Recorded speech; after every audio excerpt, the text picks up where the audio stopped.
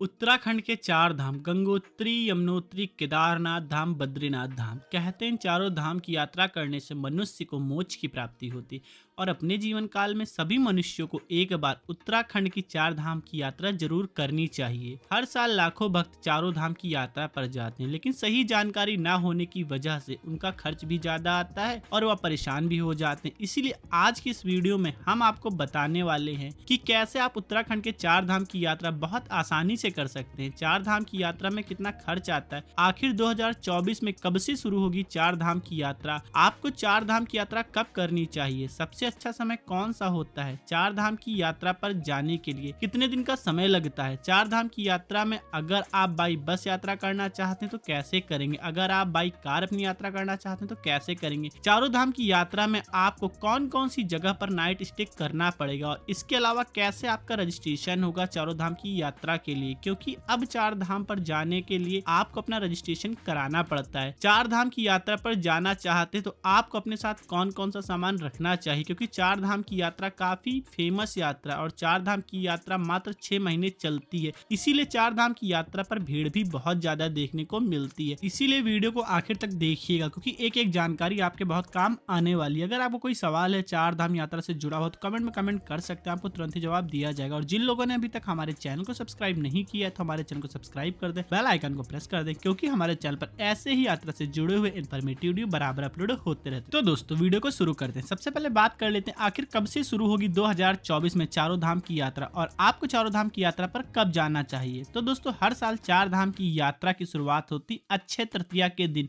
अक्षय तृतीया के दिन गंगोत्री, यमुनोत्री के कपाट खुल जाते हैं और अक्षय तृतीया के एक दिन बाद केदारनाथ धाम के कपाट खोले जाते हैं और केदारनाथ धाम के कपाट खुलने के 1 से 2 दिन बाद बद्रीनाथ धाम के कपाट भी खोल दिए जाते हैं। 2024 में अक्षय तृतीया की जो डेट है वह है 10 मई। तो 10 मई को गंगोत्री और यमुनोत्री के कपाट खोल दिए जाएंगे और 10 मई से ही शुरू हो जाएगी चार धाम की यात्रा और अक्टूबर लास्ट तक चलती रहेगी चारों धाम की यात्रा। तो ये तो बात हो गई चार धाम की यात्रा कब शुरू होती है। अब बात करते हैं आपको चार धाम की यात्रा कब प्लान करनी चाहिए। तो चार धाम की यात्रा आपको मई जून में अगर आप प्लान करना चाहें तो आप मई जून में यात्रा प्लान कर सकते हैं। मई जून काफी अच्छा समय होता है और इस समय मौसम भी आपको बहुत अच्छा मिलने वाला है चार धाम की यात्रा के लिए। उसके बाद जुलाई अगस्त में आपको अपनी यात्रा नहीं प्लान करनी चाहिए, क्योंकि पहाड़ी रास्ते और पहाड़ों पर ही चारों धाम बसे हुए हैं, इसलिए आपको जुलाई अगस्त में चार धाम की यात्रा प्लान नहीं करनी चाहिए, क्योंकि ये वेदर का समय होता है, बरसात का मौसम होता है, इसलिए आपको जुलाई अगस्त में चारों धाम की यात्रा से बचना चाहिए। इसके अलावा सितंबर अक्टूबर में भी आप अगर चाहें तो अपनी चार धाम की यात्रा प्लान कर सकते हैं। आपको सितंबर अक्टूबर में कोई भी दिक्कत नहीं आने वाली है और सितंबर अक्टूबर में भीड़ काफी कम होती, इस वजह से आपकी जो चार धाम की यात्रा काफी कम बजट में कंप्लीट हो जाती है। आगे बढ़ने से पहले बात कर लेते हैं आप अपने चार धाम की यात्रा कितने दिन की ट्रिप प्लान करनी चाहिए। तो चार धाम की यात्रा की शुरुआत हरिद्वार से होती है और हरिद्वार पर ही आकर खत्म होती है। तो आपको अपने चार धाम की यात्रा कम से कम 10 दिन की प्लान करनी चाहिए। 10 दिन में आप बहुत आसानी से चारों धाम की यात्रा कर लेते हैं। तो दोस्तों बात करते हैं कैसे करनी है आपको चारों धाम की यात्रा। तो चारों धाम की यात्रा की शुरुआत होती हरिद्वार से। सभी भक्त सबसे पहले हरिद्वार पहुंचते, हरिद्वार पहुंचने के बाद वहीं से शुरू करते अपने चारों धाम की यात्रा। आप Haridwar by train, by road, by bus बहुत आसानी से आ सकते हैं और अगर आप बाई फ्लाइट आना चाहते हैं तो बाई फ्लाइट के लिए नजदीकी एयरपोर्ट है देहरादून में। फिर आप देहरादून आने के बाद देहरादून से या फिर हरिद्वार आके अपने चारों धाम की यात्रा की शुरुआत कर सकते हैं। तो दोस्तों मैं अब आपको डे बाई डे बताता चलूंगा कैसे आपको चारों धाम की यात्रा करनी। सबसे पहले हरिद्वार में आपको गंगा जी में स्नान करना। कहते हैं चारों धाम की यात्रा करने से पहले गंगा जी में स्नान करना चाहिए। पहले दिन आप हरिद्वार से निकलते हैं यमुनोत्री धाम के लिए। चारों धाम की यात्रा करने के लिए सबसे पहले भक्त यमुनोत्री धाम जाते हैं, फिर उसके बाद गंगोत्री धाम, फिर उसके बाद केदारनाथ धाम, फिर उसके बाद बद्रीनाथ धाम में दर्शन करने के बाद वापस हरिद्वार आते हैं। तो सबसे पहले दिन आप जाएंगे हरिद्वार से यमुनोत्री धाम के लिए। यमुनोत्री धाम तक जाने के लिए आपको हरिद्वार से सुबह सुबह निकलना है बरकोट के लिए। हरिद्वार से बरकोट की दूरी लगभग 180 किलोमीटर के आसपास है। यमुनोत्री जाने वाले सभी भक्त सबसे पहले बरकोट पहुंचते हैं। अगर आप सुबह सुबह हरिद्वार से निकलते हैं तो आप 7 से 8 घंटे में पहुंच जाते हैं बरकोट। बरकोट में आपको एक नाइट का स्टे कर लेना है। बरकोट में नाइट स्टे करने के लिए आपको बजट में रूम की सुविधा उपलब्ध हो जाती है। अगर भीड़ बहुत ज्यादा है तो आपको रूम 1000 रुपए से लेकर 2000 रुपए तक में मिलने मिलने वाले। अगर भीड़ कम है तो आपको रूम 600 रुपए से लेकर 1500 रुपए के आसपास मिलने वाले। ये डिपेंड करता है उस समय चारों धाम की यात्रा पर कितने भक्त पहुंच रहे हैं, और यह सभी धामों पर लागू होता है। भीड़ ज्यादा है तो आपको रूम महंगे मिलने वाले हैं, और भीड़ कम है तो आपको रूम सस्ते मिलने वाले। और यहाँ आपको 400 रुपए से लेकर 500 रुपए में डोरमेट्री की सुविधा भी उपलब्ध हो जाती है। तो पहले दिन आपको यहीं पर नाइट स्टे कर लेना है। डे 2, दूसरे दिन आपको सुबह सुबह उठना है और जाना है यमुनोत्री धाम के लिए। यमुनोत्री धाम जाने के लिए आपको बरकोट से जाना होगा जानकी चट्टी, जिसकी दूरी बरकोट से लगभग 45 किलोमीटर के आसपास है। तो आप 2 घंटे का सफर करके पहुंच जाते हैं बरकोट से जानकी चट्टी। यहीं से यमुनोत्री धाम की पैदल यात्रा की शुरुआत होती है। अगर आप पैदल यात्रा नहीं करना चाहते तो आपको यहाँ पर घोड़े, खच्चर, पालकी की सुविधा उपलब्ध हो जाती है, जिसके लिए आपको 1000 रुपए से लेकर 1500 रुपए के आसपास का चार्ज देना पड़ेगा। तो आप आराम से पैदल यात्रा करते हुए 1.5 से 2 घंटे में यमुनोत्री धाम पहुंचेंगे। यहाँ पर आपको यमुनोत्री माता मंदिर में दर्शन करने, यहीं से यमुनोत्री नदी का उद्गम स्थान भी है। यहाँ पर दर्शन करने के बाद वापस आपको नीचे आ जाना है जानकी चट्टी, और फिर जानकी चट्टी से वापस आ जाना है बरकोट। दूसरी नाइट का जो स्टे है वो भी आपको बरकोट में ही कर लेना है। बरकोट में आपको खाने पीने के लिए भी कोई दिक्कत नहीं होने वाली। यहाँ पे छोटे छोटे होटल, रेस्टोरेंट बने हुए हैं, जहाँ आप 150 रुपए से लेकर 200 रुपए में भरपेट खाना खा सकते हैं। डे 3, तीसरे दिन आपको सुबह सुबह जाना है बरकोट से उत्तरकाशी। बरकोट से उत्तरकाशी की दूरी लगभग 100 किलोमीटर के आसपास है। तो आप 4 से 5 घंटे में पहुंच जाएंगे उत्तरकाशी। तीसरे दिन आपको उत्तरकाशी में ही नाइट स्टे करना है। उत्तरकाशी में नाइट स्टे करने के लिए आपको बहुत सारे गेस्ट हाउस, धर्मशाला और आश्रम मिल जाएंगे। यहाँ पे भी आपको 800 रुपए से लेकर 1500 रुपए में रूम की सुविधा बहुत आसानी से उपलब्ध हो जाएगी। इसके अलावा 300 रुपए से लेकर 400 रुपए में डोरमेट्री की सुविधा भी आपको उत्तरकाशी में उपलब्ध हो जाती। तो आप कम बजट में भी नाइट स्टे कर सकते हैं। और उत्तरकाशी में आपको कई जगह दर्शनीय स्थान है जहां जाकर भी आपको विजिट कर लेना, जिनमें से एक है काशी विश्वनाथ मंदिर, जो कि काफी प्राचीन मंदिर है उत्तरकाशी का। तीसरे दिन का आपका नाइट स्टे उत्तरकाशी में होगा। डे 4, चौथे दिन आपको सुबह सुबह उठना है, नाश्ता करना है। खाने पीने की बात करें तो उत्तरकाशी में आपको खाने पीने की कोई भी दिक्कत नहीं होने वाली है, क्योंकि उत्तरकाशी काफी बड़ा शहर है। तो आपको सुबह सुबह उठना है, नाश्ता करना है, फिर वहां से निकलना है गंगोत्री धाम के लिए। उत्तरकाशी से गंगोत्री धाम की दूरी लगभग 90 किलोमीटर के आसपास की है। तो आप सुबह सुबह निकलेंगे गुप्तकाशी से, पहुंचेंगे गंगोत्री धाम। गंगोत्री धाम में आपको कहीं भी ट्रैकिंग नहीं करनी पड़ती है। मंदिर के 1 किलोमीटर पहले तक गाड़ी आ जाती है। तो आपको जाकर गंगोत्री धाम में दर्शन कर लेना है। 1 से 1.5 घंटे में बहुत अच्छे से आप पूरा गंगोत्री धाम एक्सप्लोर कर लेते हैं। फिर उसी दिन वापस आप आ जाते हैं गुप्तकाशी। चौथी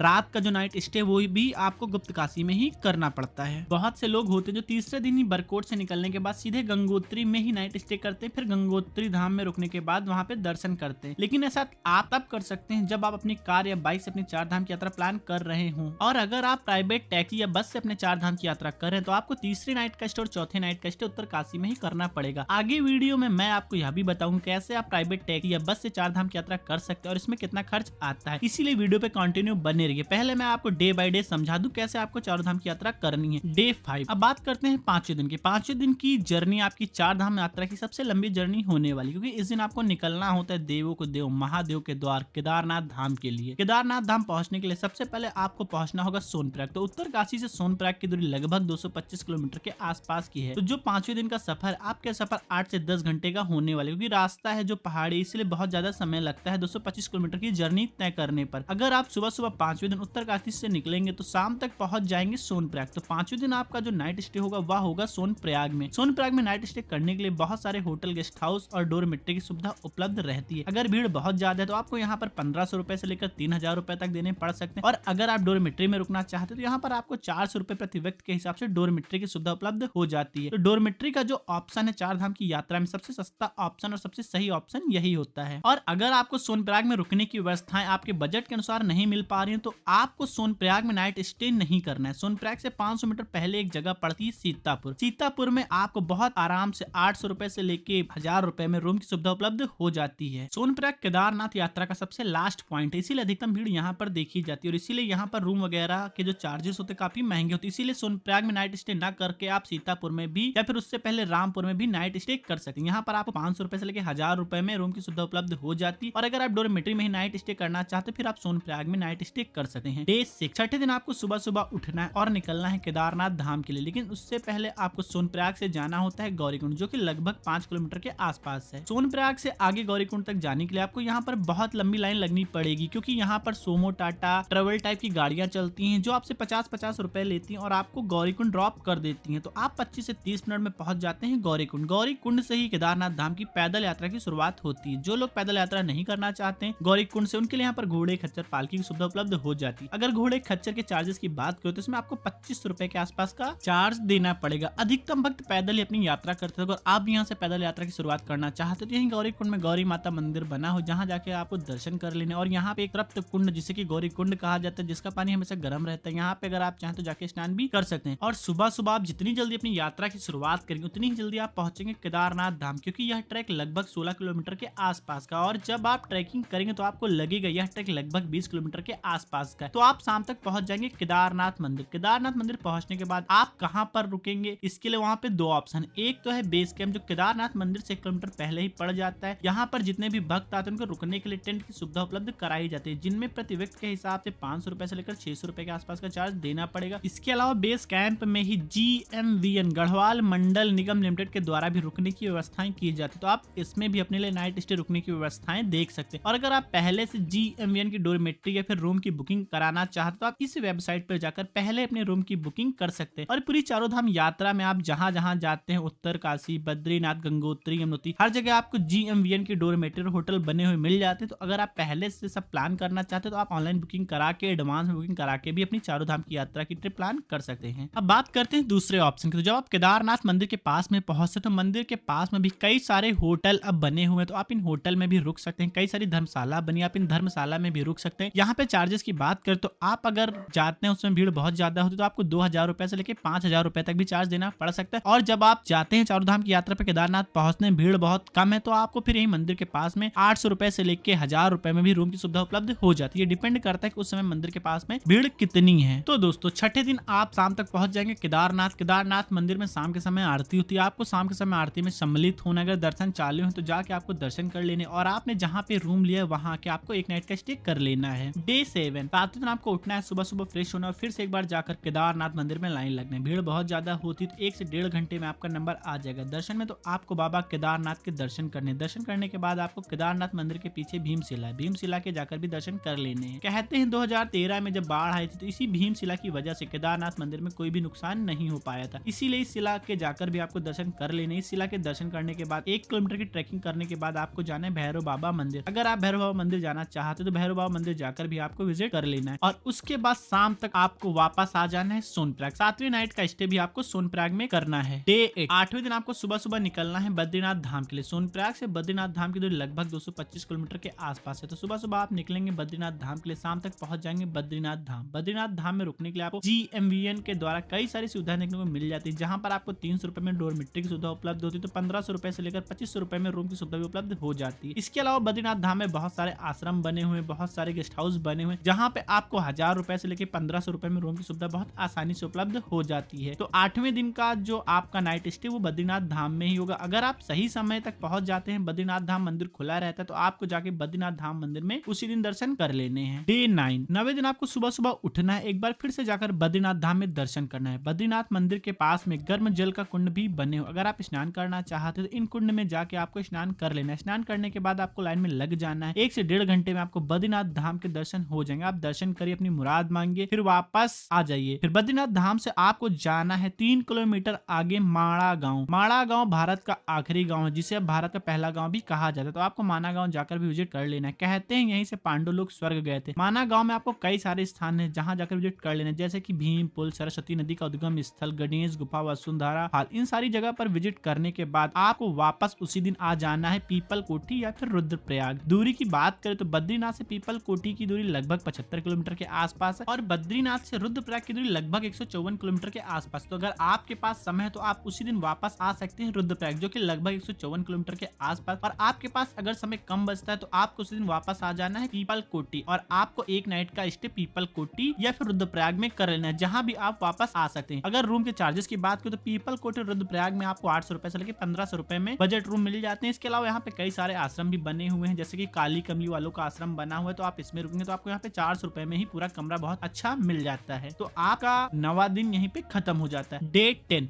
10वें दिन आपको वापस आना है हरिद्वार। जब आप बद्रीनाथ धाम से वापसी की यात्रा करते हैं तो इसी रास्ते में आपको पंचप्रयाग भी देखने को मिलता है, जिनमें से देवप्रयाग, नंदप्रयाग, विष्णुप्रयाग, कर्णप्रयाग, रुद्रप्रयाग। यह पांचों प्रयाग भी आपको देखने को मिल जाते हैं। तो आप ये पांचों प्रयाग भी विजिट करते हुए शाम तक आ जाते हैं हरिद्वार। तो ऐसे आप 10 दिन में आप हरिद्वार टू हरिद्वार चारों धाम की यात्रा बहुत अच्छे से कंप्लीट कर सकते हैं। अब बात करते हैं आपके चारों धाम की यात्रा कैसे करनी है। तो दोस्तों हरिद्वार पहुंचने के बाद आप यह यात्रा 3 तरीके से कर सकते हैं। सबसे पहला है टूर पैकेज लेकर, दूसरा है शेयरिंग बस और टैक्सी और तीसरा है प्राइवेट टैक्सी करके। सबसे पहले बात कर लेते हैं टूर पैकेज लेकर। तो अगर आप हरिद्वार से टूर पैकेज लेकर चारों धाम की यात्रा करना चाहते हैं तो अगर आप बाई बस अपना टूर पैकेज लेते हैं तो इसके लिए आपको 15,000 रुपए के आसपास का चार्ज देना होगा, जिसमें आप रहने का और सुबह और शाम के खाने का जो चार्ज है वो जुड़ा होता है। दोपहर का खाना बाहर खाते हैं, दोपहर का जो खाना है वो इसमें इंक्लूडेड नहीं होता। और अगर आप ट्रेवलर से अपना टूर पैकेज लेकर करते हैं जिसमें 20 से 21 लोग बैठाए जाते हैं, इसमें आपका 21,000 रुपए से लगे 22,000 रुपए के आसपास का चार्ज देना होगा और दोपहर का जो खाना है वो इसमें इंक्लूडेड नहीं होता है। और ये जो टूर पैकेज आपको प्रोवाइड करवाते हैं इसमें जो रुकने की आपको सुविधाएं देते हैं, ये देते हैं होटल में रूम देते हैं और कई जगह आपको डोरमेट्री में रुकने, कहीं भी आपको सेपरेट रूम नहीं मिलेगा। अगर आप चाहें तो अकेले एक इंसान को एक रूम दिया जाए तो इन जो ट्रेवल एजेंसी से टूर बुक होते हैं 15,000 वाला है 20,000 वाला, इसमें आपको सेपरेट रूम नहीं दिया जाएगा। जहां पे आपको रूम मिलेगा तो 4 से 6 लोग एक कमरे में आपको रुकना पड़ेगा, या फिर जो डोरमेट्री की सुविधा उपलब्ध होती है तो आपको डोरमेट्री में रुकना पड़ेगा। तो आप अगर चाहें तो प्राइवेट रूम अलग से ले सकते हैं, लेकिन इसका चार्ज आपको अलग से देना पड़ेगा। अब बात करते हैं प्राइवेट टैक्सी करके। अगर आप चार धाम की यात्रा प्राइवेट टैक्सी करके करना चाहते तो आप जैसे ही हरिद्वार पहुंचेंगे वहां पे बहुत सारी ट्रेवल एजेंसियां हैं, यहाँ से 5 सीटर और 7 सीटर कार की बुकिंग कर सकते। अगर आप 4 लोग हैं तो फिर आपको 5 सीटर कार बुक करनी है, और अगर आप 6 लोग हैं तो फिर आपको 7 सीटर कार की बुकिंग करनी चाहिए। अगर चार्ज की बात करें तो आपको यहाँ पर 5 सीटर के लिए 3500 रुपए से लेकर 4,000 रुपए के आसपास का पर डे के हिसाब से चार्ज देना होगा। मतलब अगर आप 10 दिन की अपनी प्राइवेट टैक्सी की बुकिंग कराते तो उसमें आपका 35,000 रुपए के आसपास का खर्च आएगा। इसके अलावा जहां भी आप रूम लेंगे तो रूम पर जो खर्च आएगा उसका अलग है, और जो खाने पीने का खर्च होता है वह अलग खर्च आएगा। अब बात करते हैं शेयरिंग से। तो जब आप हरिद्वार पहुंचते हैं तो आपको एक स्थान से दूसरे स्थान तक जाने के लिए बस की सुविधा उपलब्ध हो जाती है, और कहीं कहीं पर आपको बस की सुविधा उपलब्ध नहीं होती तो वहां पर आपको सूमो सफारी लोकल गाड़ियां चलती, तो आप इनका सहारा लेकर भी अपनी चारों धाम की यात्रा कर सकते हैं। लेकिन जब आप ऐसा करके अपने चारों धाम की यात्रा करते हैं तो यात्रा में आपको पैसा तो कम देना पड़ता है, लेकिन आप इस यात्रा में परेशान भी बहुत हो जाते हैं। इसलिए मैं सजेशन दूंगा, अगर आप चारों धाम की यात्रा करते हैं तो फिर आप बाई बस या फिर बाई ट्रेवलर हरिद्वार पहुंचने के बाद अपने चारों धाम यात्रा की टूर पैकेज ले लें, जिसमें आपका समय भी बचेगा और आपको कहीं भी किसी भी प्रकार की समस्या भी नहीं होगी, और ना ही आपको बार बार हर जगह पहुंचने के बाद रूम खोजना पड़ेगा या फिर बार्गेनिंग करनी पड़ेगी। तो आप इन सारी चीजों से बच जाते हैं। और दोस्तों, अगर आप प्राइवेट टैक्सी बुक करके अपनी यात्रा करते हैं तो आप प्राइवेट टैक्सी बुक करके भी अपनी यात्रा कर सकते हैं। यह यात्रा भी अगर आप 4 लोग मिलकर अपनी टूर प्लानिंग करते हैं तो फिर आपको कम बजट में चारों धाम की यात्रा हो जाएगी, क्योंकि 35,000 रुपए के आसपास की प्राइवेट टैक्सी की बुकिंग हो जाती है। और 10 दिन के रूम का चार्ज अगर मैं मानकर चलूं तो लगभग 1,000 रुपए, तो 10,000 रुपए के आसपास के चार्ज हो जाता है। और खाने पीने की बात करें तो ये भी 10,000 रुपए के आसपास का चार्ज हो जाता है। मतलब 55,000 रुपए के आसपास का खर्च आता है चारों धाम की यात्रा में, अगर आप 5 सीटर कार करके अपनी यात्रा करते हैं। मतलब अगर मैं एक पर्सन का निकाल के चलूं तो लगभग 13,500 रुपए। तो मैं ये मान के चलता हूँ कि 15,000 रुपए में आप 5 सीटर कार करके भी 4 लोग का ग्रुप बहुत अच्छे से अपनी चारों धाम की यात्रा कर सकते हैं। और इस खर्च में आपकी कोई भी खरीदारी भाई मैं नहीं बता रहा हूँ, ना ही आपके अलग से जो खर्च होते हैं मैं बता रहा हूँ, सिर्फ रहने का, खाने का, आने और जाने का ही खर्च होने वाला। इसके अलावा आप जितनी भी खरीदारी करते हैं और कुछ आप घूमते हैं तो आपके खर्च में ये सारे खर्च जुड़ते चले जाएंगे। अब दोस्तों बात करते हैं चारों धाम की यात्रा पर जाने से पहले आपका रजिस्ट्रेशन कैसे होगा। तो दोस्तों यात्रा का रजिस्ट्रेशन आप ऑफलाइन और ऑनलाइन दोनों तरीके से कर सकते हैं। अगर आप ऑफलाइन तरीके से यात्रा का रजिस्ट्रेशन करना चाहते तो आप इस वेबसाइट पर जाकर अपनी यात्रा का रजिस्ट्रेशन कर सकते हैं। और अगर आप ऑफलाइन तरीके से अपनी यात्रा का रजिस्ट्रेशन करना चाहते तो आप हरिद्वार और ऋषिकेश पहुंचने के बाद भी अपनी यात्रा का रजिस्ट्रेशन कर सकते हैं, क्योंकि बहुत से लोग ऋषिकेश पहुंचने के बाद भी अपनी चारों धाम यात्रा की शुरुआत करते हैं। अगर आप टूर पैकेज लेकर अपनी यात्रा कर रहे हैं तो फिर टूर पैकेज वाले ही आपकी यात्रा का रजिस्ट्रेशन भी करा देते हैं। फिर आपको परेशान होने की जरूरत नहीं है, बस आपको अपने साथ अपना आधार कार्ड रखना अनिवार्य है। अब बात करते हैं आपको अपने साथ सामान क्या क्या लेकर जाना है। अगर आप चार धाम की यात्रा पर जा रहे हैं तो आपको अपने साथ पर्याप्त मात्रा में उलन कपड़े लेकर जाना है। रेनकोट और छाता जरूरी है आपको अपनी यात्रा पर। रेनकोट और छाता जरूर साथ रखना चाहिए, क्योंकि मौसम जो होता है पहाड़ों का कभी भी खराब हो जाता है, कहीं बरसात होने लगती है। इसीलिए रेनकोट और छाता आपके पास जरूर होना चाहिए, और हो सके तो एक छोटी टार्च आपको रख लेनी अपने साथ। और जरूरी दवाइयां, जिसमें की मोशन थिकनेस, जो कि बस में कार में उल्टियां होती है, उसकी दवा आपको अपने साथ रख लेना है। इसके अलावा दर्द बुखार की भी दवाइयां आपको अपने साथ रख लेनी है। ये सारी तैयारियां करने के बाद ही आपको अपनी चार धाम यात्रा की ट्रिप प्लान करनी चाहिए। और आपको अपने साथ एक पावर बैंक भी रखना चाहिए, क्योंकि मोबाइल चार्जिंग की समस्या भी आपको देखने को मिलने वाली, और कई जगह तो आपको नेटवर्क की प्रॉब्लम भी देखने को मिलने वाली है। तो दोस्तों आखिर में बात आती है आपकी चार धाम यात्रा में कितना खर्च आने वाला है। तो मैं पहले ही वीडियो में बता चुका हूँ, लगभग 13,500 के आसपास के खर्च आने वाला अगर आप प्राइवेट टैक्सी करके ग्रुप में यात्रा करते हैं। और अगर आप प्रति व्यक्ति के हिसाब से बाई बस अपनी ट्रिप प्लान करते हैं तो आपका लगभग 15,000 रुपए के आसपास का चार्ज देना पड़ेगा। और अगर आप ट्रेवलर से यात्रा करते हैं उसके लिए आपको 21,000 रुपए के आसपास का प्रति व्यक्ति के हिसाब से चार्ज देना पड़ेगा। और यह जो खर्च होता है आपका रहने और खाने का होता है। इसके अलावा अगर आपका जो खर्च है वो खर्च इसमें इंक्लूड होता चला जाएगा। और दोस्तों जो लोग शेयरिंग में अपनी यात्रा करना चाहते हैं चारों धाम की, तो उसके लिए हमारे चैनल पर सेपरेट वीडियो केदारनाथ यात्रा, बद्रीनाथ यात्रा, गंगोत्री और यमुनोत्री यमनोत्री धाम यात्रा की अलग अलग से वीडियो अपलोड है, जाकर आप देख सकते हैं। आपको शेयरिंग टैक्सी में कितना खर्च आता है इसका भी आइडिया लग जाएगा। और इसके अलावा भी अगर आपका कोई सवाल है तो कमेंट में कमेंट कर सकते हैं, जिसका जवाब आपको तुरंत ही दिया जाएगा। और जिन लोगों ने अभी तक हमारे चैनल को सब्सक्राइब